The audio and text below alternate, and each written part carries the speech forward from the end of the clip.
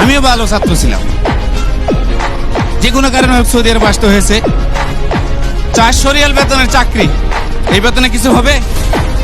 কিছুই হবে না। তারপর এসেই যেহেতু পড়েছি, কিছু তো একটা করতে হবে। বিভিন্ন বাজার চাকরি খুঁজি বা রিলিজ হবো, অন্য জায়গায় যাব। 2000 রিয়ালের 2000 দিরহামের স্যালারির অফার পাই, কিন্তু কফিল আমাকে ছাড়ে না, আর বাপ মানে স্পন্সর আমাকে ছাড়ে না, যার কারণে যাইতে পারতেছি না। তো হঠাৎ কোনো এক কারণে ডিএক্সএন অফিসে যাই একজনের প্রোডাক্টের জন্য, আমার জন্য না। দেখেন, যদি থাকে নসিবে, বুঝছেন, আপনার নসিবে যদি থাকে, দেখেন আমার এক ফ্রেন্ডের জন্য ডিএক্সএনে যাই মাশরুম আনার জন্য।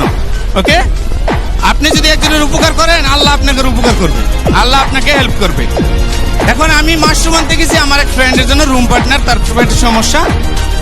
ওখানে গিয়ে দেখি যে এই মেম্বারশিপ ছাড়া আপনার প্রোডাক্ট দিবে না, কিন্তু যে ব্যক্তি অসুস্থ সে মেম্বারশিপ নিবে না, বুঝলেন।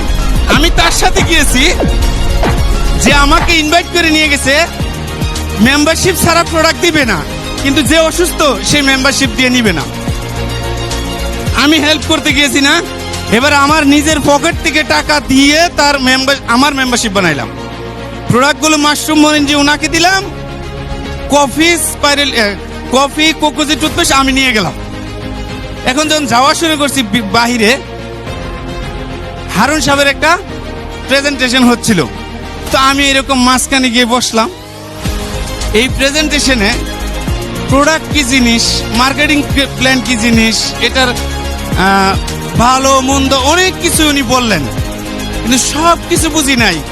একটা জিনিস বুঝে আসছে, আমার জীবনের যদি পরিবর্তন করতে চাই, তাহলে এটাই সেই জায়গা।